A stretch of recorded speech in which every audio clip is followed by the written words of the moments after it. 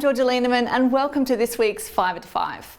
The Central Coast has spent a third day under a blanket of smoke. The smoke haze comes from several bushfires burning around the Foster, Taree and Port Macquarie area and has been carried across the Hunter and Central Coast by northerly winds. Health services have warned people with asthma or other respiratory conditions to take extra care. Traffic on the M1 came to a standstill on Wednesday morning after a fiery crash along roadworks near Wyong. Police reported that just after 2 a.m, a B-double truck ran into 3 stationary roadwork vehicles and caught fire. 5 men were taken to hospital, including the driver of the B-double, who sustained a shoulder injury after allegedly being ejected from his vehicle. The crash forced the closure of the M1 for several hours and caused traffic to bank up for over 10 kilometres. Central Coast Council has announced plans to redevelop Woy Woy Wharf. The $5.3 million redevelopment will include a floating pontoon, a covered gangway and passenger shelter, and wheelchair access and lifting facilities. Mayor Lisa Matthews said that the new wharf would deliver far-reaching benefits for the Woy Woy community. She said the council will receive $4 million from the state government for the project. Yeah, really excited about this project. It's something that council and the community have long been advocating for. The current design involves the construction of a floating pontoon which will rise and fall with varying tides and allow accessibility for the community in most conditions. Inclusiveness and safety were some really key considerations in the design process, and so as a result we'll be incorporating infrastructure to accommodate a wheelchair lifting facility on the pontoon. We'll be creating a covered gangway, passenger shelters, seating and solar lighting on the pontoon itself. But it's more than just a wharf upgrade. We're actually going to be expanding the waterfront as well by creating a cantilevered boardwalk along the waterfront, which will have dedicated fishing areas. We'll be installing standard seating, some smart seating so our modern community can sit here and charge their devices. We'll be placing solar lighting in the street, banner poles and planting some established street trees to make sure that from day one this looks as good as it can. Over 200 people from across the Central Coast gathered outside the Central Coast Council chambers in Wyong to appeal to the state and federal governments to stop the planned Walalrah 2 coal mine. Residents are alarmed over the potential contamination of the coast water supply from water discharged from the mine, which will be developed in the Jillaby, Little Jillaby and Wyong Rivers catchment area. The protest comes on the eve of a new Central Coast Water Protection Bill before the Upper House, brought by the Greens' Abigail Boyd, which seeks to replicate similar protections afforded to other populated areas such as the Illawarra and the Hunter. There's no doubt about it, this mine will destroy the water catchment.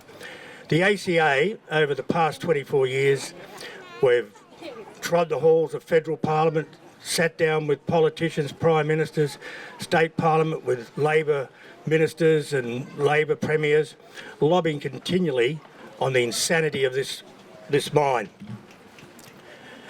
We've engaged some of the best experts in the country, mining engineers, hydrogeologists, geologists, environmental scientists, town planners, everybody that was important to produce reports at every planning and assessment commission that was held. And despite the fact that we were able to demonstrate, even using the Koreans' own figures, that this mine would destroy the water, the government just let it slide. So I'm going to invite you to come to Parliament House on the 21st of November when we debate the bill. If you start off outside, singing, music, all of that great stuff when the pollies are walking in the morning, and then when I actually get the chance to get up and speak, probably mid-morning, you can all come in and you can sit and watch and stare those Liberal Nationals in the face and dare them not to pass this bill. We are here because history has put us here. We are here because our ancestors has put us here. The ancestors of this land, the ancestors of this planet. My old people have said hundreds of years ago that one day we're going to come together. This is it. This is a movement that no one will ever stop. A report by the New South Wales Government has confirmed what locals have been saying for months, that human sewage regularly spills from the stormwater drains onto Terrigal Beach.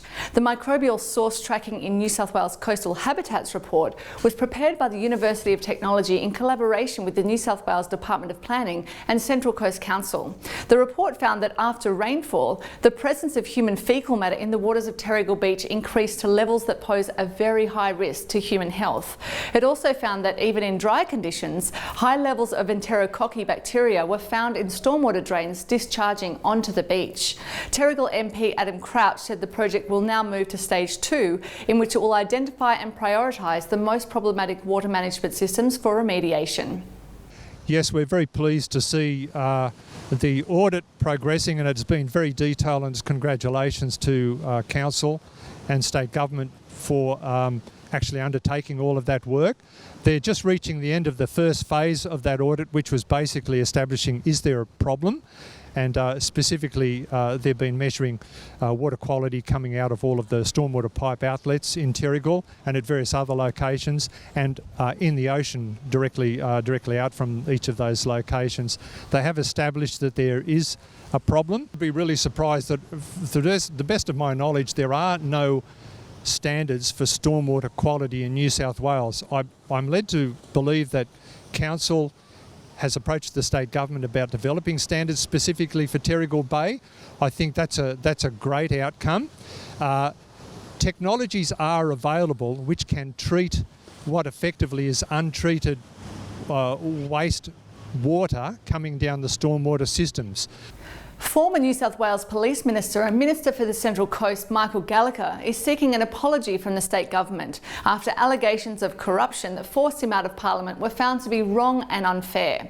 Gallagher, who lives at Terrigal and is now the CEO of Ports Australia, said he had been through 5 years of personal hell since the ICAC investigation in 2014, which implied that Gallagher had been complicit in corrupt donations made to the Liberal Party. No evidence was ever produced, but the accusation alone was enough to see Gallagher dumped from the front bench and ultimately resigned from Parliament. Coast Community News spoke exclusively with Mr Gallagher earlier this week. The reality is that albatross that hangs around your neck called the internet doesn't allow you to get on with your life, and it never will. Your name and the allegations that are made against you are there in perpetuity. Therefore, it's my view now that we need to rethink this whole concept of a public hearing. I think there is an opportunity for a fresh approach. Sure, there is an opportunity for there to be some public announcements with regards to corruptions and inquiries. But putting allegations to people as if they were gospel and then having them played around the nation's media, if not the world's, depending on who the person is, I don't think that's what justice is. And I think people need to have a look at it themselves and say, what if it were me? How would I feel about it? And the full interview is now available on our website. In sport, Terrigal 17-year-old Ryan King has taken out the Australian Youth Super Heavyweight Boxing Championship on the Gold Coast. The victory is a major achievement for King, who was seriously injured in a motorcycle accident 3 years ago. After being bedridden for 5 weeks, King had to shed 40 kilograms for the tournament. The Avoca Sharks women's 14s have finished their season on a high with a win in Football New South Wales Champion of Champions tournament. The Sharks qualified for the tournament off the back of a phenomenal season in which they lost only one match. They won the final 3-0 over Avalon FC to achieve what no other side from the club has ever done. And we close this week with some scenes from last weekend's Chrome Fest in the entrance. Some 65,000 people attended this year's event over the 3 days and were treated to a host of displays of classic cars, fashion and music.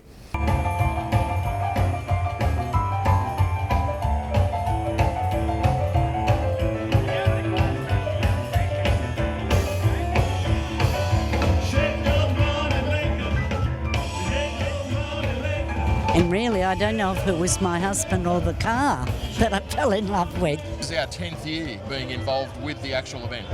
So right from the time that it started. So we're really proud to be associated with it after all these years. It's brilliant. Well, that's all for this week. See you again next week for Friday's 5 at 5.